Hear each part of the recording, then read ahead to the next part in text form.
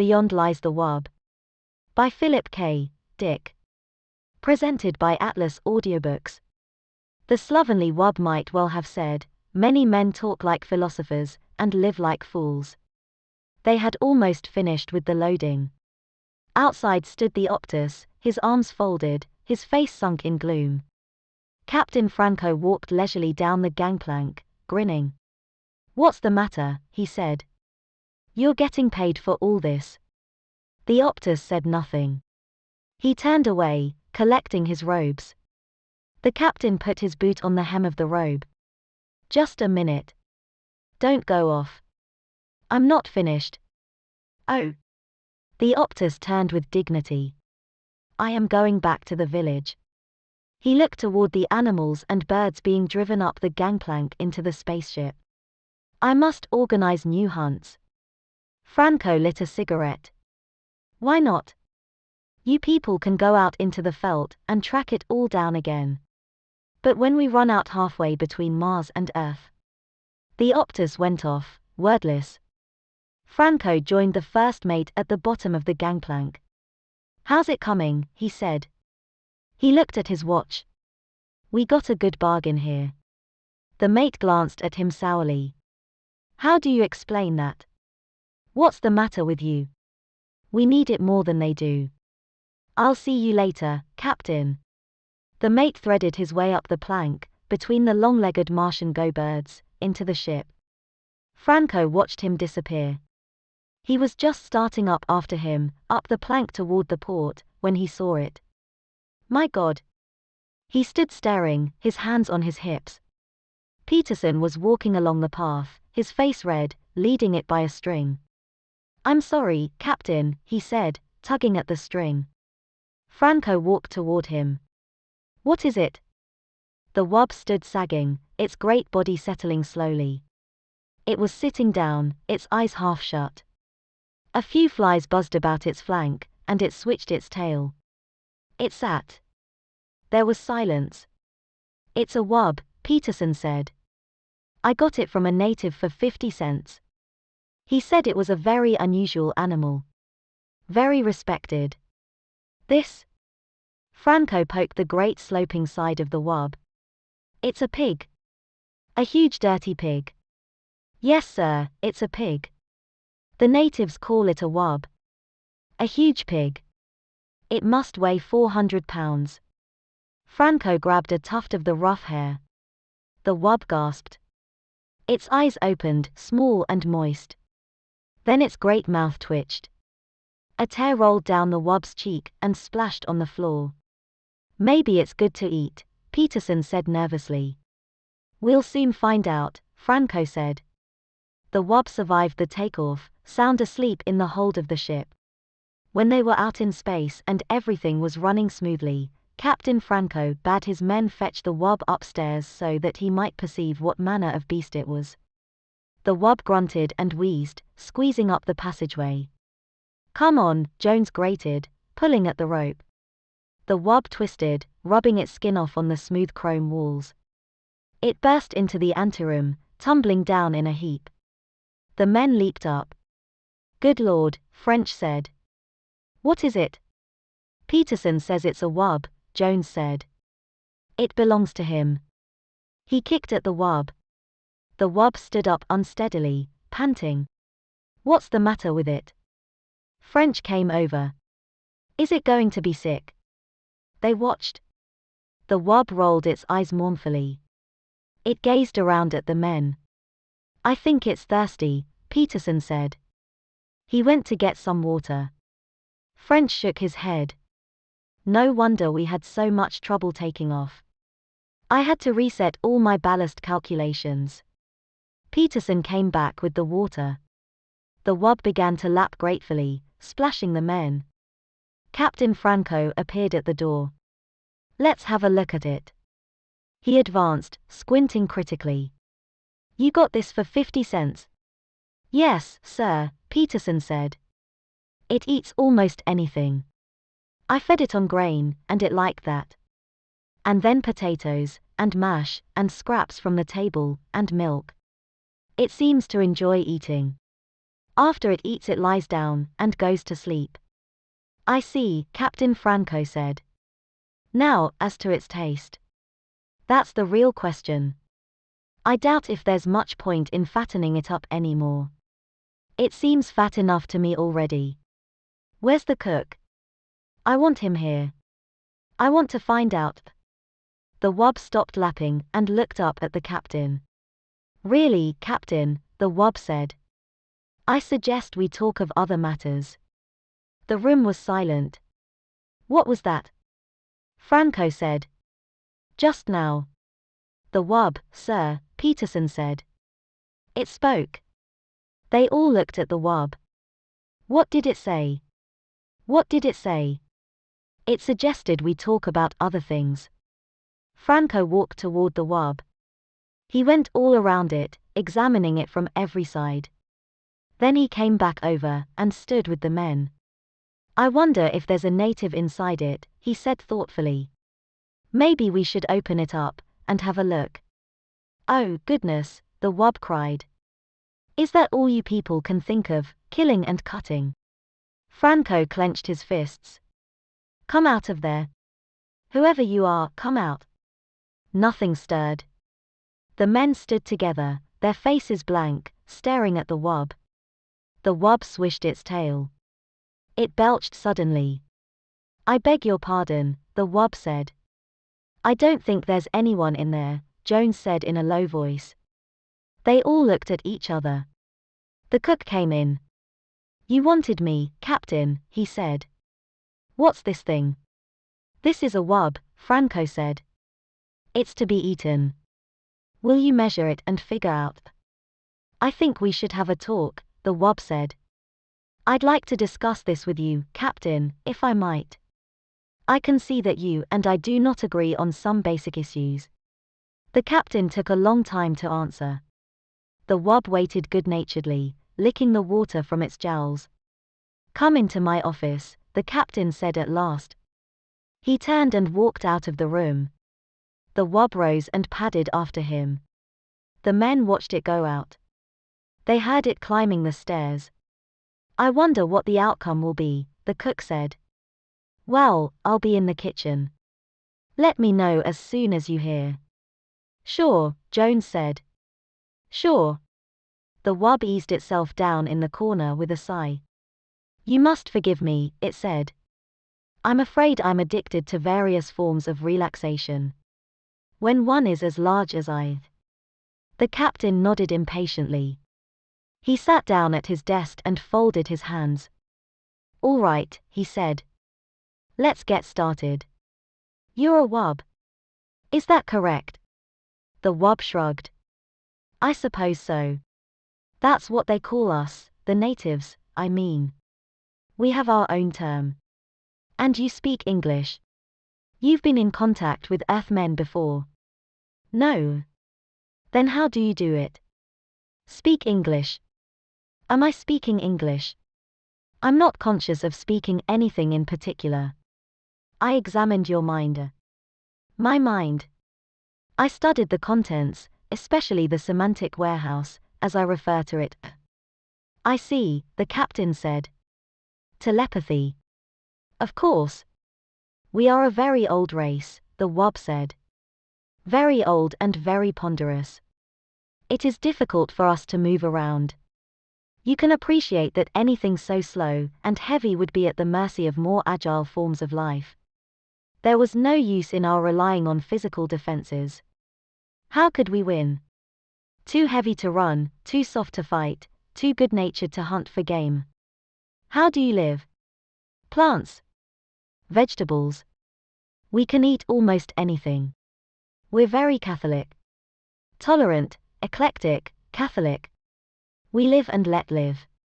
That's how we've gotten along. The wub eyed the captain. And that's why I so violently objected to this business about having me boiled. I could see the image in your mind, most of me in the frozen food locker, some of me in the kettle, a bit for your pet cat. So you read minds, the captain said. How interesting. Anything else? I mean, what else can you do along those lines? A few odds and ends, the Wub said absently, staring around the room. A nice apartment you have here, Captain. You keep it quite neat. I respect life forms that are tidy. Some Martian birds are quite tidy. They throw things out of their nests and sweep them. Indeed. The captain nodded. But to get back to the problem. Quite so. You spoke of dining on me. The taste, I am told, is good. A little fatty, but tender. But how can any lasting contact be established between your people and mine if you resort to such barbaric attitudes? Eat me. Rather you should discuss questions with me, philosophy, the arts. The captain stood up. Philosophy. It might interest you to know that we will be hard put to find something to eat for the next month. An unfortunate spoilage. I know. The Wub nodded. But wouldn't it be more in accord with your principles of democracy if we all drew straws, or something along that line? After all, democracy is to protect the minority from just such infringements. Now, if each of us casts one vote. The captain walked to the door. Nuts to you, he said. He opened the door. He opened his mouth. He stood frozen, his mouth wide, his eyes staring, his fingers still on the knob. The Wub watched him. Presently it padded out of the room, edging past the captain. It went down the hall, deep in meditation. The room was quiet. So you see, the Wub said, we have a common myth. Your mind contains many familiar myth symbols. Ishtar, Odysseus. Peterson sat silently, staring at the floor. He shifted in his chair. Go on, he said. Please go on. I find in your Odysseus a figure common to the mythology of most self-conscious races. As I interpret it, Odysseus wanders as an individual, aware of himself as such. This is the idea of separation from family and country. The process of individuation. But Odysseus returns to his home. Peterson looked out the port window, at the stars, endless stars, burning intently in the empty universe. Finally he goes home. As must all creatures. The moment of separation is a temporary period, a brief journey of the soul. It begins, it ends. The wanderer returns to land and race. The door opened. The Wub stopped, turning its great head. Captain Franco came into the room, the men behind him. They hesitated at the door. Are you all right? French said. Do you mean me? Peterson said, surprised. Why me? Franco lowered his gun. Come over here, he said to Peterson. Get up and come here. There was silence. Go ahead, the Wub said. It doesn't matter. Peterson stood up. What for? It's an order. Peterson walked to the door. French caught his arm. What's going on? Peterson wrenched loose. What's the matter with you? Captain Franco moved toward the Wub. The Wub looked up from where it lay in the corner, pressed against the wall. It is interesting, the Wub said, that you are obsessed with the idea of eating me. I wonder why. Get up, Franco said. If you wish. The Wub rose, grunting. Be patient. It is difficult for me. It stood, gasping, its tongue lolling foolishly. Shoot it now, French said. For God's sake. Peterson exclaimed. Jones turned to him quickly, his eyes grey with fear. You didn't see him like a statue, standing there, his mouth open. If we hadn't come down, he'd still be there. Who? The captain. Peterson stared around. But he's all right now. They looked at the Wub, standing in the middle of the room, its great chest rising and falling. Come on, Franco said. Out of the way. The men pulled aside toward the door. You are quite afraid, aren't you? The Wub said. Have I done anything to you? I am against the idea of hurting. All I have done is try to protect myself. Can you expect me to rush eagerly to my death? I am a sensible being like yourselves. I was curious to see your ship, learn about you. I suggested to the native. The gun jerked. See, Franco said. I thought so. The wub settled down, panting. It put its paw out, pulling its tail around it. It is very warm, the wub said. I understand that we are close to the jets. Atomic power. You have done many wonderful things with it technically. Apparently, your scientific hierarchy is not equipped to solve moral, ethical. Franco turned to the men, crowding behind him, wide-eyed, silent. I'll do it. You can watch.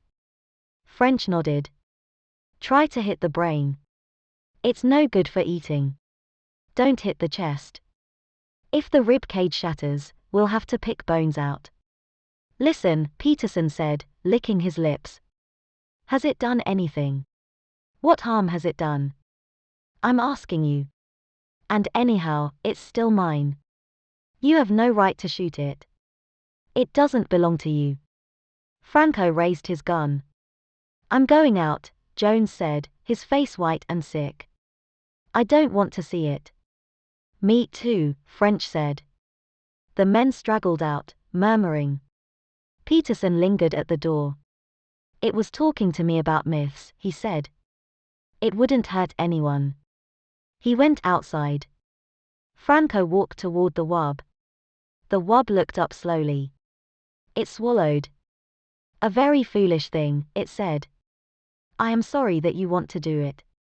There was a parable that your savior related. It stopped, staring at the gun. Can you look me in the eye and do it? The wub said. Can you do that?